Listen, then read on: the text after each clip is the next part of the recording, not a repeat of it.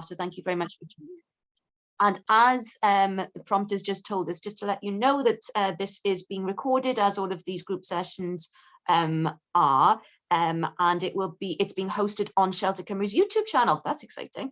If anyone has any issues with being recorded, could you let us know now? I appreciate maybe some people who don't like to be recorded might want to keep their cameras off, perhaps, but if there's anything that you'd like us to somehow not include in the recording, I'm not sure if that is possible, but please let us know. I don't see anyone's hand up. On that note, if anyone doesn't have their screen on, I'm going to keep the participant list thing open just in case anyone puts their hand up. It might be best if you put your virtual hand up, just in case I miss this, unless you really do that in the screen. But otherwise, if you're trying to get my attention, I'm not ignoring you. Please shout out, because I wouldn't want to miss what you're saying. When you are talking, when you want to make a comment or ask a question, after putting your hand up, when you've been called, would you please mind introducing yourself? I'm sure that lots of you will be known to one another, but just in case anyone hasn't met you before, please do introduce yourself and say which organisation you're representing, or if you're here in your own guise, then please let us know. And I'm just looking desperately through the notes, as you can tell, just check that I'm giving you the right information. We have an hour penciled in. We can be flexible with this, and we don't have to use the full hour, but let's see how things go. And as you've seen from emails, this session is going to be exploring the role of planning, how it can be used to tackle the affordability crisis, which is driving the wider housing emergency in Wales that we're seeing, as this is only getting worse because of the cost of living crisis that's on the horizon for all of us all. We're really pleased, though, to have Roisin Willmott joining us from the Royal Town Planning Institute. She's going to be sharing a presentation with us. So if you wouldn't mind, please, to hold any questions you have until the end of the presentation. You can put them in the chat if you like, or you can wait to put your hand up at the end. You're welcome to put your hand up during the thing, but it's just you won't be called, if that's okay, until after the presentation. And unless anyone has any questions at this moment, I don't see anyone's hand up. We're going to hand over to Roisin, who's going to give a presentation to us. Thank you so much, Roisin. Okay, thank you, Delith. Bore da, everyone. Good morning. Really pleased to be invited to do this session with you. I haven't got all the answers. That's the key fact. I want to try and pose some questions with you as well for discussion. Now, let me see if I share the right slide. I think I've got the right. Can you see a presentation slide there? Okay. Yes, we can see it. Yeah, brilliant. Okay, let's see if I can drive it now. Okay, so thank you very much. What I want to do is set out some fundamentals about planning. I am going to get into affordable housing and housing more generally, but I just want to kind of give you a crash course in planning to explain some of the issues that perhaps people face when they engage with the planning system. So there's some understanding from that perspective. Firstly, just very, very briefly, the Royal Town Planning Institute, we are the professional body for town and country planners. We don't do wedding planning or anything like that, but for the land use planning system, but also wider spatial planning about how we use land, how things are spatially distributed, if you like. And an important part is we do have members, and we charter members. We're the only body in the UK and Ireland that charters town planners. So if you're looking to engage with town planners, look out for MRTPI or FRTPI. Those are the people that are have been through the system with us. So the RTPI, we're very much a charity for public good. So that is our main role. We have a charitable purpose for that. So not a trade union for town planners, but we do set the academic, professional and ethical standards for those chartered planners as well, which is very important when you're talking about public good. So let's get started. What is planning? Don't worry, I'm not going to get into the real nitty-gritty details of legislation, etc. But this is what Planning Policy Wales says in the current edition, February 21. So what Welsh Government says, but actually it's a really good high-level position and summarises planning well. So it's about that long-term collective benefit and improving, very much linked to the Wellbeing of Future Generations Act as well, contributing to improving economic, social, environmental and cultural well-being of Wales, and I'll come back to that shortly. So let's remember that is the purpose of planning, and placemaking has become the fashionable term, if you like, for planning. But actually, that's what planning does, is placemaking. And I just want to stress here about the inclusive process. Is very much an inclusive process, looking at all the different aspects. So it's not just the economic development aspects and then, or how can you mitigate the biodiversity. It's about integrating everything together, and of course the social and cultural in there as well. And it's very much not about box ticking. There are boxes to tick, obviously, but it is about a careful balance and bringing about development which meets the longer term goals. And I should say the Wellbeing and Future Generations Act has provided planning with a stronger footing, if you like, on this. But this was the remit of planning before the Wellbeing and Future Generations Act as well.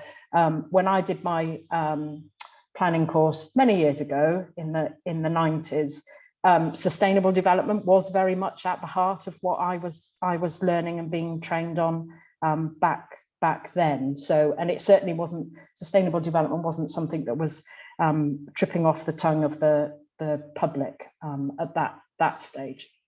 So just to put in context, this is a useful diagram in Planning Policy Wales, which was reformatted back 2019. I think it was the first new edition, if you like, was brought in.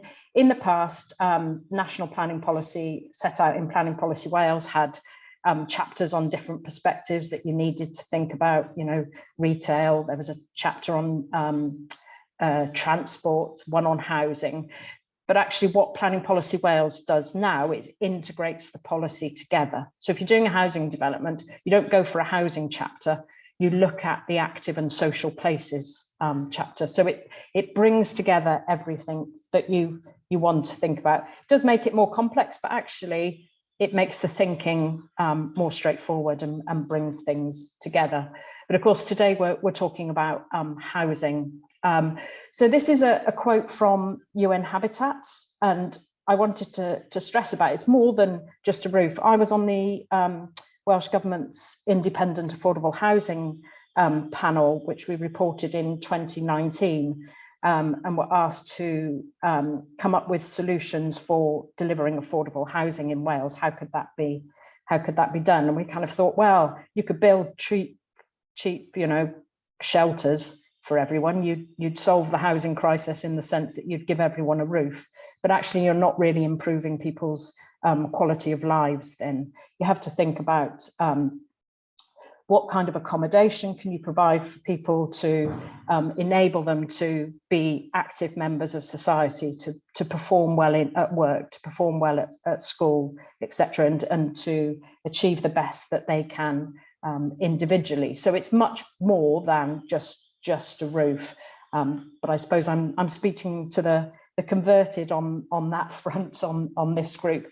And this is a capture from the Wellbeing of Future Generations Act, the wellbeing goals. And I think you could see that housing and planning, or the way planning wants to deliver housing and the reasons for it, are captured by all of these. I know housing sits under one specifically, but there is a connection with all of the wellbeing goals. So actually it's the 5 ways of working which are the most important, because then they should deliver the wellbeing goals if done well. So I'm not going to go into that detail because I'm sure everyone is familiar with the Wellbeing Act, but I just wanted to flag that planning does deliver all of those aspects, even when you're just talking about housing for that. So what are we trying to deliver through planning and housing? It isn't just the roof. It's much more than that.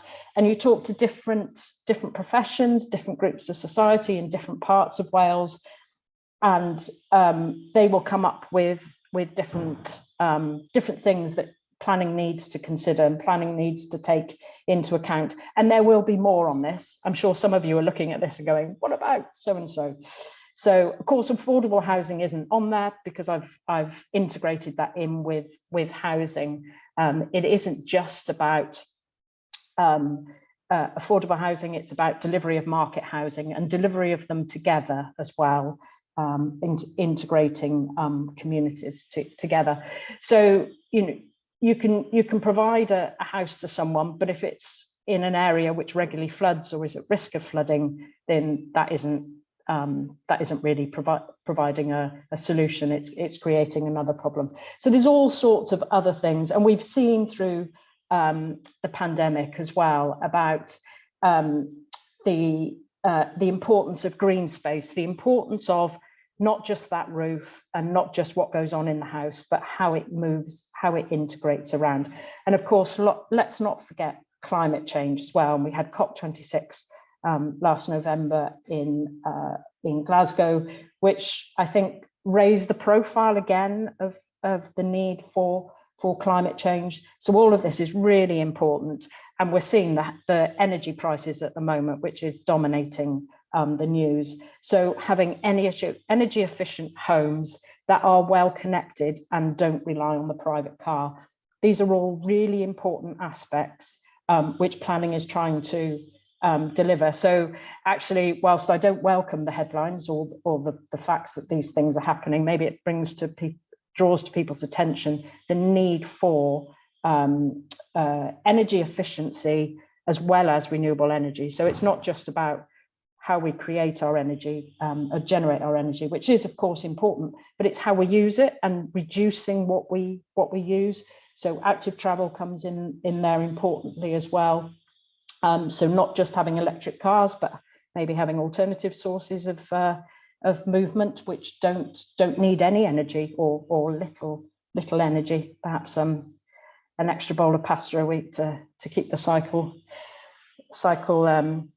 moving. And Planning Policy Wales talks about this as about living in a place. So that's really important. It's not just about the house, it's living in a place.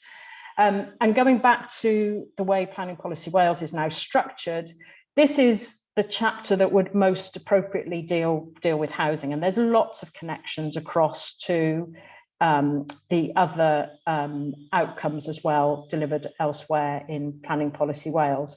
So it's about having accessibility to high quality green space, having community facilities, the equality of access, linking it to a diverse population as well. So, there's all sorts of things packaged up in there, which is a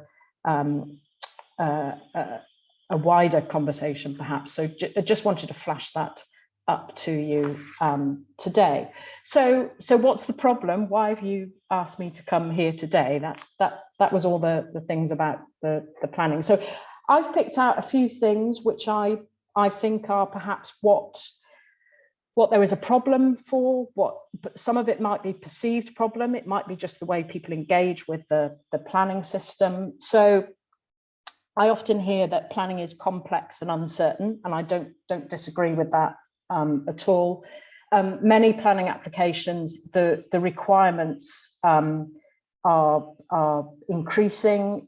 There's the need for travel reports. It might be that there's habitats assessments, all sorts of different types of reports. But what I'd say is think back to what we're trying to deliver and what the issues are. Are there flooding issues? Are there biodiversity issues? Think about that environmental impact, but also the social impact as well. Think about the transport side of things and how you move, how you access different sites.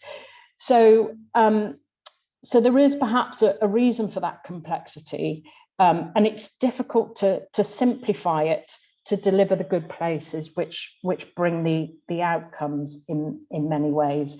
So I think the message I would say there is, yes, it'd be great to reduce the number of ports. Some are required by legislation, of course, when you think about habitats, etc. But it's about how you design those places. So actually, if you're designing good places, quite often you would have needed those reports as well. The process can be costly in generating those reports. We all know that. And the process can be slow. Now, some of that is down to what is provided in the planning application. You know, is it all there? Is it a very clear application? I'll come back to resourcing shortly, but there is a big issue there about having meaningful dialogue, not just with the local planning authority, but with other stakeholders as well, but also with the communities affected by a development or perceived affection with that as well. And the uncertainty, what we really need there is strong local development plan policies. I would argue that national policy through Planning Policy Wales and Future Wales is very strong. And what we need is that local development plan certainty there, which allows for the democratic input to be strengthened. So the councillors for the or members, if it's a national park authority, being clear on what their council's plan says and what should be brought forward on that. So that is quite a murky area, but if you think back to what we're trying to deliver, then you know, improvements can be made, but let's remember what we're trying to deliver, and so it is a complex process to enable everyone to get involved. So resourcing, this is an absolutely fundamental issue, and it's been around for a long time now. It's been recognised by the Wales Audit Office, by Senedd committees. Public Accounts Committee released a report a couple of years ago. Sorry, the years are merging into one with COVID. I think it was just before the pandemic. So all of these, and it's not just the local planning authority, it's about the statutory consultees as well. My dad in Welsh Government as well, and the planning directorate. But also, you know, everyone is stretched. So it's the applicants, it's the developers. Everyone's looking to not cut corners, but cut costs wherever they can, because costs are increasing dramatically. But I would say that the local planning authority resources and statutory consultee resources are a major issue in terms of delivering good places. And it comes back to that slide before about the process can be slow. They haven't got the people there. And local authorities would say this themselves as well. And they are struggling to recruit. So they don't have enough. If they were on their full, if they had all their posts filled, they still haven't got enough because they've had cuts, but they're struggling to fill those posts as well. So it's a double whammy for them as well.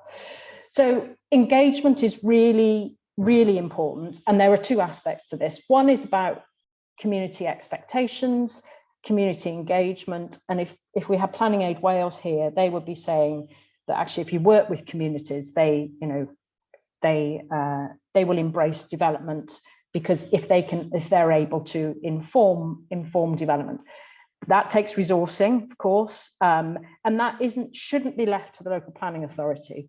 That is very much with the applicants and the developers. And this goes for affordable housing as well, not just market housing. This is really, really important.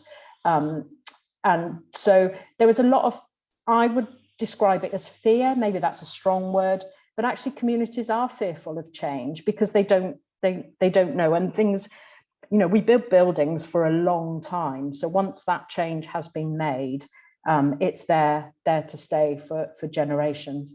So there is a community expectation or fear for that.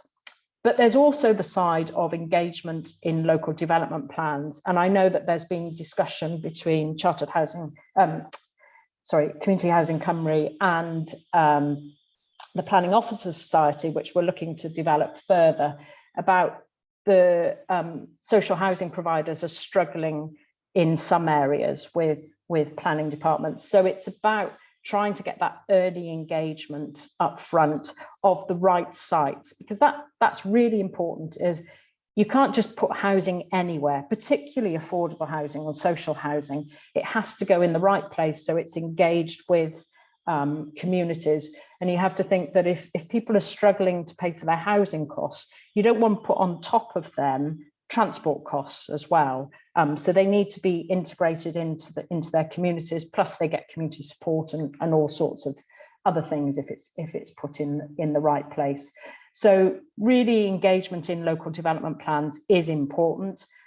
And of course, that comes back to resourcing as well at local planning authorities to make sure that they've got, they can deliver that capacity as well. The next one is, and this is very much what I was talking about at the start, really, and it's probably where everyone will have a specific beef about things. Possibly the second one on that list is probably a big headline for rural parts of Wales as well. So there have been increased policy, perhaps legislative asks and requirements, not just from planning, from the planning remit of Welsh Government, but from wider as well. So if you think a lot of biodiversity has come through from habitats regulations, the requirements of the Wellbeing of Future Generations Act, but that's what we're trying to deliver overall. And we have to remember that delivering all of that should reduce our public costs in the longer term. If you've got people living in healthier places, they can live healthier lifestyles. So that should reduce costs on the NHS, you know, and lots of other things in that sense as well. If you think about flooding, then the costs of insurance should go down if fewer people claim on insurance for flooding. You know, there are some basic linkages across to these, what the outcomes are trying to deliver to things. So it's kind of that short-term upfront cost and investment. So rather than thinking of it as cost, thinking about it as investment in communities, in people, and in outcomes that we want to achieve. But we shouldn't hide away from the fact that these have increased over the last 10, 20 years. And phosphates is the one which has hit people because perhaps it's not quite as, the guidance came very quickly and people were trying to run to catch up with it as well. So Natural Resources Wales have put out guidance and have put out guidance to local planning authorities and are trying to work with them on that, but it has been a particular issue. SUDS as well, sustainable drainage systems, and there was legislation introduced or regulations introduced a number of years ago now to have the SABs, so I can't remember what SABs means, but it is basically getting drainage agreement for your developments. It's separate to planning, but runs alongside planning. And I believe Welsh Government are starting to look at that because it isn't quite working out as well. And it has been a bit of an issue in terms of implementing that side of things.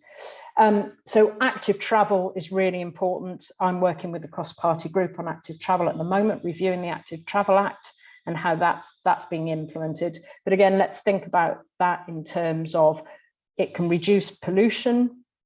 So lots of facts like that. It's cheaper for individuals as well. So those people struggling, it can actually be a cheaper way of life and brings about a healthier lifestyle as well. So lots of benefits from that. Green space as well, and we saw that in the pandemic. We really need that green space, but green space which is biodiverse as well, and really investing in biodiversity. That isn't a nice add-on. I think we're understanding that there's wider appreciation that biodiversity is not a nice add-on. It is essential to life, if you like. So without that, we will really struggle as a society more widely on a global global side. I didn't know how to call this as an issue, but modern methods of construction has been, perhaps it's a newer method, and there are lots of people out there, perhaps certainly my generation remember the old prefabs post-war that perhaps weren't the best in construction terms. And so that sits in people's minds. People loved living in them, and I know there were struggles to get people out of them towards the end of their lives, the houses' lives, not the people's lives, I should say. So there is a perception issue with them, but I think there are more and more schemes being delivered around Wales, and this is the one in Cardiff on Cross Street, where it's on my walking route to work, which was lucky to actually see them lifting them in the cranes. Did cause a bit of disruption, but it was for a week, whereas a normal housing site will have disruption for much longer. So actually, it looks I walk around it every morning, and it looks a good development. There are people living in it already. So that's quite an impressive turnaround for that. So there is more work to be done, and they aren't the answer for everything and everywhere, but they are a solution for some parts as well as adding to the solution for affordable housing. And viability is my last issue, if you like. A really big issue. We've talked about what we're trying to deliver, but of course, how you pay for that is an issue. Private developers will face problems with this, but so will social housing providers as well. And we see that in being alleviated to some extent by social housing grant from Welsh Government, etc. But let's not hide away from the fact that the bottom line does need to be paid for. So how you deliver that. Too often in the past, I think, and I hope we're changing this now, that often people bring out grandiose schemes, they're going to deliver all these outcomes, but actually during implementation, many of them are value engineered out. So we need to move away from that. Land prices are often blamed that the land prices are negotiated too high at the start, before the work is undertaken on what is needed to deliver the policy and legislative. I've called them requirements, but actually they should be more desires. No one argues about having indoor plumbing anymore, but it was only in the 40s, 50s that was rolled out. So we really need to think about this more holistically and drive those through. So what's to be done? These are kind of headline themes. I fully accept, my presentation is easy. Let's just deliver all these fantastic outcomes, and life is going to be wonderful. I know it's much harder than that. There's balancing competition of different ideas, and it really depends on the site that you have. So that is essential, that it's the right site, and then how you work around that site. And I would highlight that the key things are resourcing and early engagement, and having a holistic approach to site development, site selection, and design, and bringing those factors forward. And just finally to highlight the Placemaking Wales Charter, which Design Commission for Wales and Welsh Government have led on this with a wider partnership. And if you see this logo everywhere, it means that people have signed up to the charter, and it provides very simplistic guidance on just a couple of lines on each of these headings of how to bring forward good quality design and good places that we'd all like to sign up to. But there is more detailed guidance which the Design Commission and the partnership have brought forward. So I hope I have provided some answers, perhaps some wider understanding about planning, but also maybe pushed a few buttons to help with a conversation on this. So diolch yn fawr, thank you. Delyth, back to you. Diolch yn fawr iawn, Roisin, thank you so much. If anyone has any questions, I'm sure there will be questions, please either put your hand up or if you put them in the chat.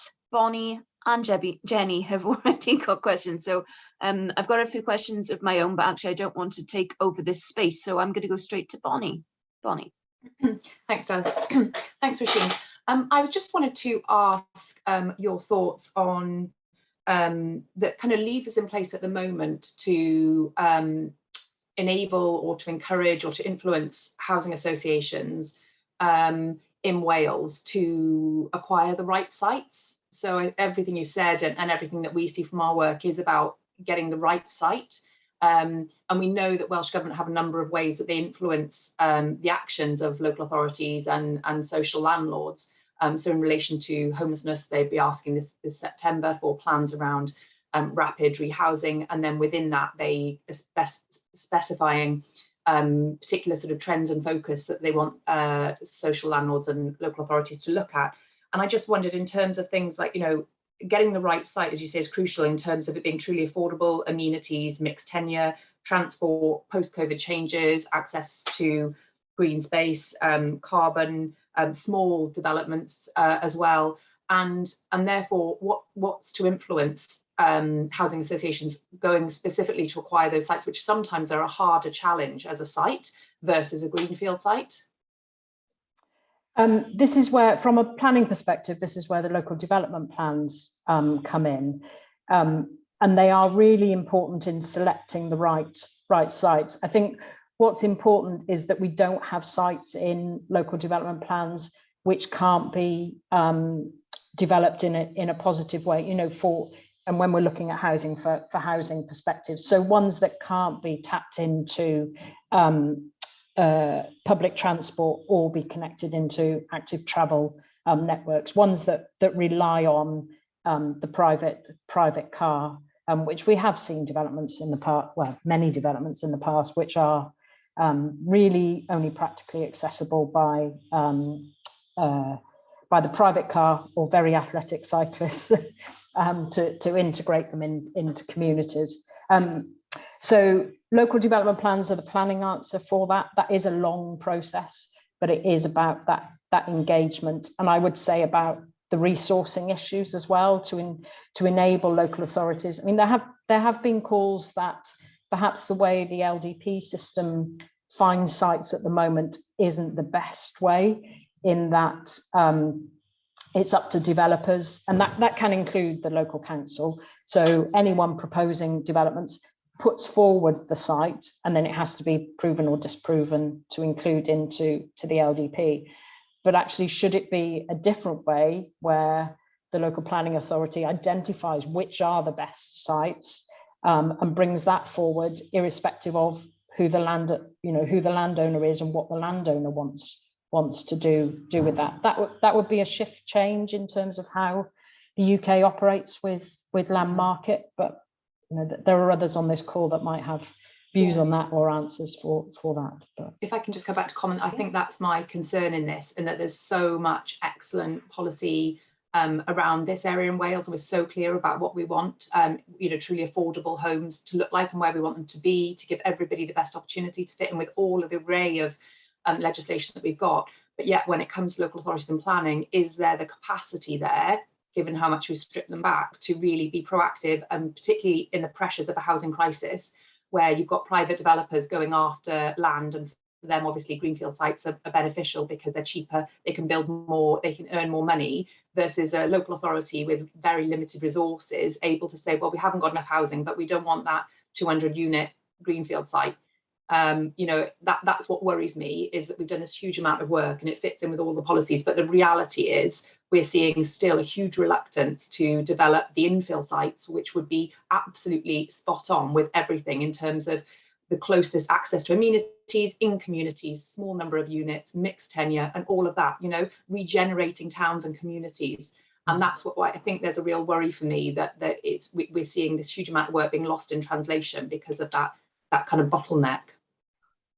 Yeah, I wouldn't disagree with that. But the Crofts site is a fantastic example. It used to be, I think, was there a Cardiff Council had a lab or testing facility on it, small, surrounded by housing, literally surrounded by housing, and brought forward. And maybe that's one of the factors which I believe Welsh Government is looking at, of what is publicly owned land and whether that can be developed. And I have, when we were on the affordable housing panel, we heard about some sites which would have been fantastic, but they were held by the health authority, for example, and the opportunities that could provide. But the health authority, along with local authorities and other public authorities, are required to get best value for their housing or for their land. So that there's a bit of a contradiction there in terms of how you access that land as well. But it's just the age-old argument of, is best value monetary value, or best value according to the legislation within the country and the housing crisis and the environment crisis and all of those. Actually, there is wiggle room there. And I just wonder whether from this group, one of our calls to government would be to look at a more proactive way of acquiring the right type of sites, so we're getting the right type of housing in the right places, and not letting it be default and waiting for local authorities to sit and wait and see what large private developers bring to them. And actually, as you say, Roisin, looking at what public sector land is available, looking at where the housing crisis is, and looking at what we can proactively do to bring some of those sites back into use, because that would, as you say, meet all of our ambitions around this area.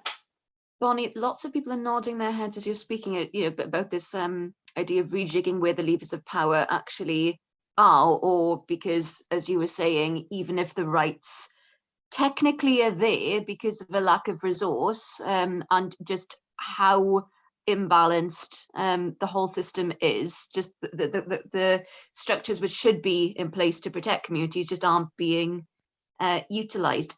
Before I bring Jenny in, or Jenny may want to come in on this point specifically actually as well, did anyone want to come in on Bonnie's point there? I saw lots of people nodding. Is there a general consensus that might be something that the group might want to take forward?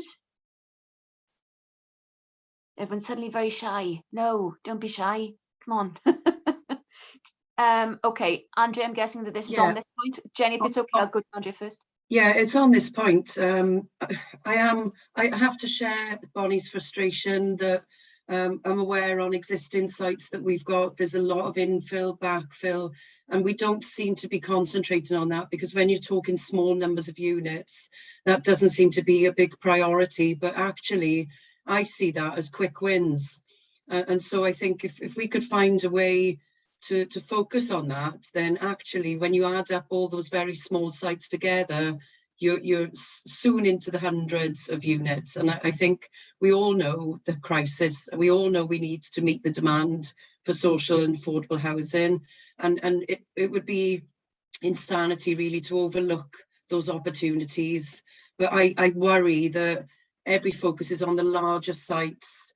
It's easy for developers to say, oh, we can put 200 on here, let's go here. And the ones which are 2s and 4s and 6s, people say that's just a little bit too difficult. But I think if we can manage to do that, then there's a lot to be gained to help meet the crisis. Thank you, Andrea. By the way, Mark has put something in the chat. He said that most brownfield infill sites are within urban areas, so don't need to be allocated in a plan. However, we do still need a plan-led system that delivers much more quickly.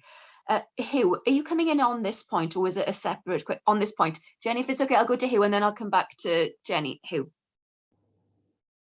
Thanks, Stella. Sorry, Jenny. Just briefly on Andrea's point, these small urban infill sites are exactly the sort of sites we've seen really successfully developed by community groups, developing and delivering community-led housing elsewhere in the UK. Access to land and access to finance have been significant barriers to those community groups in Wales, and if we can tie up the two issues, support Welsh Government's programme for government commitment to deliver more community-led housing, I think there's a really big opportunity there. I was in a call with a group from Brighton the other day, Bunker Co-housing, who have developed a pair of beautiful homes in tiny little space, which was otherwise used for fly tipping behind a bunch of other houses in a city which is, you know, really struggling for affordable housing. A perfect example of what we could be doing in Wales if we can. We have issues to overcome. We have to, you know, on our part, we have to do more to promote community-led housing. We have to help local authorities to understand some of the issues and the barriers, and you know, that's on us. But we need to free up funding. We need local authorities to be helping community groups to access these small infill sites, and I think there's huge potential there.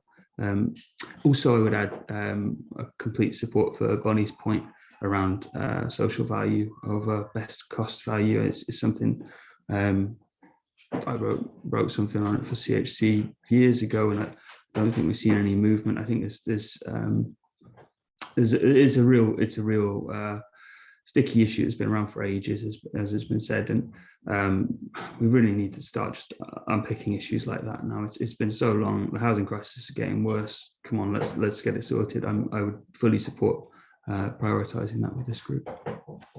Thank you very much, Hugh. Thank you. Lots of people nodding when you were speaking as well. Right, Jenny, thank you for your patience. Over to you, Jenny. Not at all. It's a really fascinating conversation, and yeah, I'm just saying I really welcome people feeding in your thoughts and everything this morning. It's very useful. I've got a related question, a separate but related, for Roisin, about Section 106 and affordable housing. I keep hearing about how Section 106 agreements get watered down and how hard it is for local authorities to keep that red line, if you like, about what percentage is viable. So can you tell us a bit more about what are the difficulties that local authorities face when they're negotiating Section 106? And is there anything that we can do to hold developers more firmly to account? Okay. Yeah, so the principle behind Section 106, I think, is helpful to understand. So Section 106 of, I think it was the 1990 Planning Act, is about making a planning a proposal for development that's contained in a planning application acceptable in planning terms. That's basically it. So I know in the heyday when there were massive profits being made out of developments, things, then developers were quite happy to put anything into applications for them to come forward. They weren't necessarily needed to make that planning application acceptable. So I think people have got used to that and expect that. But actually, it's about making a planning application acceptable in planning terms. So an easy example of that is a highway improvement. And it's frequently about things that are needed to make that planning application acceptable, which is out of the power of the developer. So they couldn't make those highways improvements, off-site highways improvements, because they are, you know, they're not the highways authority. So that would be the local authority. And delivery of affordable housing. There was case law a number of years ago that said, you know, social and affordable housing should be spread amongst housing, so you don't develop sink estates, etc. So it's about integrate, and it's about making better communities, integrated communities. So that's the reason for that, about making development more inclusive. But there can be all sorts of other things. So biodiversity, Carmarthenshire has a very good example of having Section 106 payments, which then go on to develop the marsh fritillary butterfly habitat in the Cross Hands area. So they've developed corridors and things, and that's really successful on that kind of thing. So there's all sorts of different ways that Section 106 comes forward, but it is a negotiation, because there are some things which are quite clear. You know, a road junction needs to happen, because otherwise nothing will coming, you know, nothing can move off that site, etc. And often the developer wants it. Active travel has now improved in some areas. So the provision of cycleways and better pavements. I walk a lot, and the amount of times I walk along in newer housing and the pavement just comes to an end. It doesn't make logic within a development as well. So all of those things, it's getting much better. The Active Travel Act has helped with that. But it is a negotiation with the local planning authority, and it comes down to that viability argument quite often. And that comes down, in most cases, down to the price that's been paid on land. That's what I'm told by developers anyway. So the land price has been negotiated too high because landowners, and this isn't just public authorities, this is all landowners, expect a high rate for their land. So that's one fundamental issue. And I know there are people talking about how we tackle that, and how maybe we need a different land value system, which is outside the planning system, but something that needs to be addressed. So I think, but the local development plan is really important, and Mark Harris has made the comment that you need a strong local development plan, and that is really important because that sets out the policy requirements at the local level, which is localized. You can't do that at a national level. It has to be localized for some policy areas. So that provides the strong robustness. And without that Section 106 agreement, you don't get your planning permission. So there needs to be a balance for that. And Mark Harris has flagged up in the chat some of the issues that come from this. The community infrastructure levy was introduced a number of years ago. The problem was that it was introduced to address the high values that were coming through on land transactions in the southeast of England. And then it was, because it was a tax, and at that time taxation wasn't delivered in any way to Welsh ministers, it had to be implemented in Wales in the same way as it was in England. And it really has its blunt instrument that's very rarely used. But an adaptation of that, perhaps, and looking at that kind of factor, which takes a cut off of the uplift in land values might be a solution, but not. It's really difficult with these blunt tools to then apply them in specific sites, and there are always, goes back to that social value side of things, that you can have a blunt tool that deals with it purely on the economic land value prices, but then how do you feed in the social value side of things as well? So not easy, but yeah. Thank you, Roisin. And by the way, just so everyone knows, Mark has put something in the chat, and Hugh has also put a link in the chat about a video on Bunker for anyone who's interested in a great example, he says, of community-led housing on an infill site. I'm guessing, Jenny, that the things in the chat could be kind of captured in the minutes. Is that all right? Brilliant, thank you. Steve, you've got a question.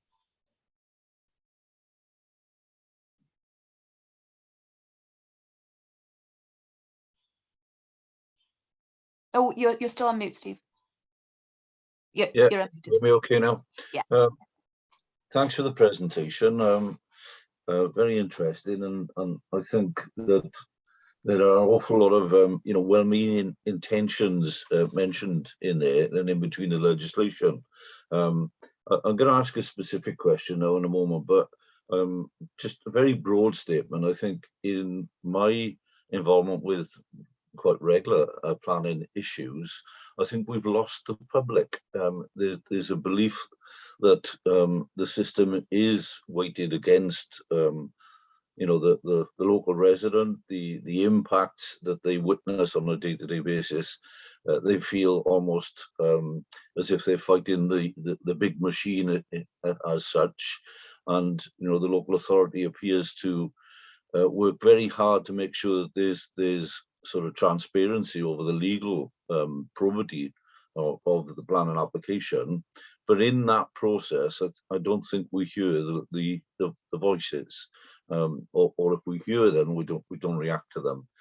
And the specific question I wanted to ask was about where we get planning approved and it commences and it goes wrong. we seem to get into a very deep hole there, excuse the pun, in actually satisfying the existing residents, or maybe even the disruption caused to a district. And this can go on for a considerable length of time, and then the sort of definition of whose responsibility it is becomes very vague, and again that impact loses any public confidence that there was in the original application. So I just wonder whether we can actually genuinely open this up a little bit more. You mentioned about alterations to the local development plan, and about listening to the broader voice on that, and certainly about tightening up after the planning approval on how that development is actually managed. Thank you. Yeah, thank you for your question, Steve. Yeah, I wouldn't disagree with you on that perception at all.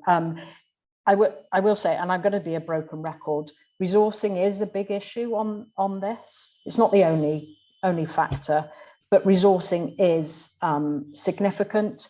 And it's also, the Welsh Government introduced regulations to to have developers and proposers of development to do things up front. So you don't wait till the planning application is submitted to engage with your community.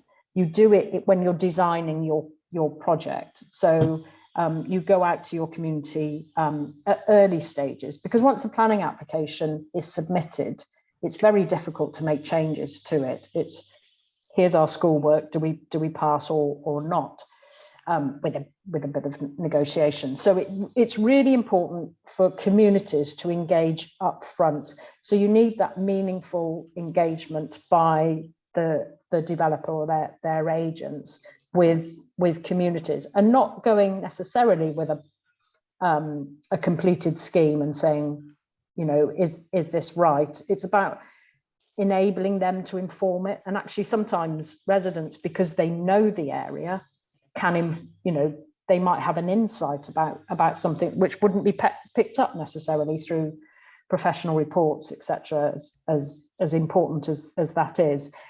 And it's about bringing them on. And actually, there aren't that many members of the public that can read plans well and interpret them in the way that perhaps the professionals are. So that needs explaining, and what the implications are. You do see, I see it on local social media for where I live, the rants that come out, and people have just misinterpreted what's being proposed. Sometimes they don't, so there needs to be that hand to help them and show how their input into that exercise has informed the design of that development as well. And then, of course, you need that resourcing in local planning authorities to make sure that once the approval is made, that it is implemented.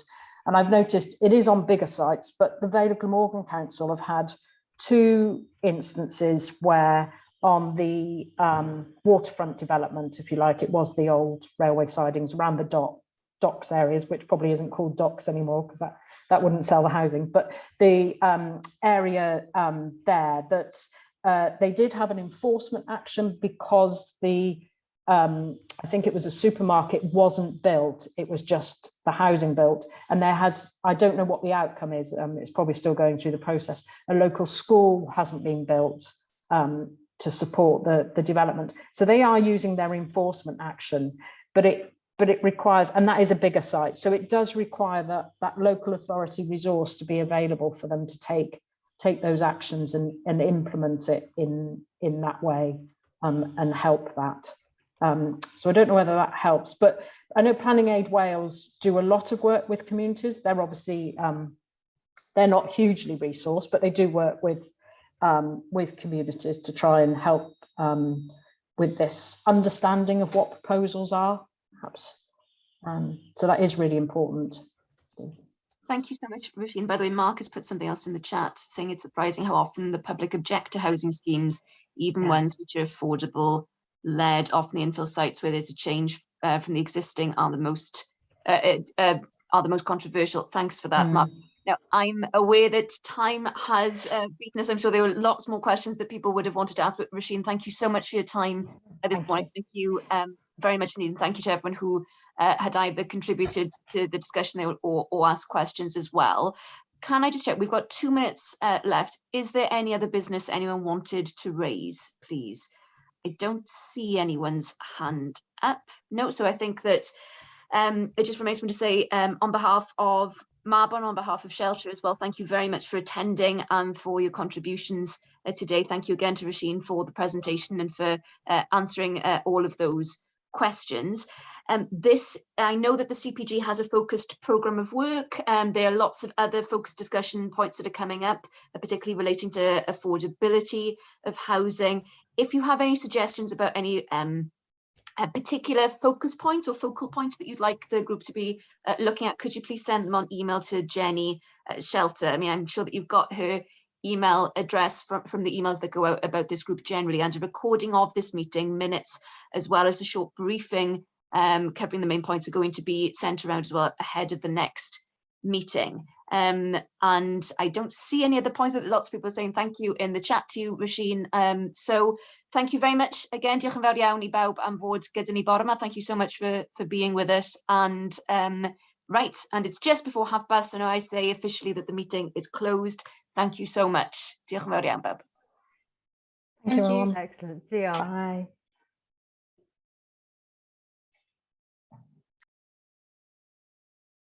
Yeah. I think the recording's still going, Jenny. Oh, I'm going to stop the recording once I work out how to do that. There we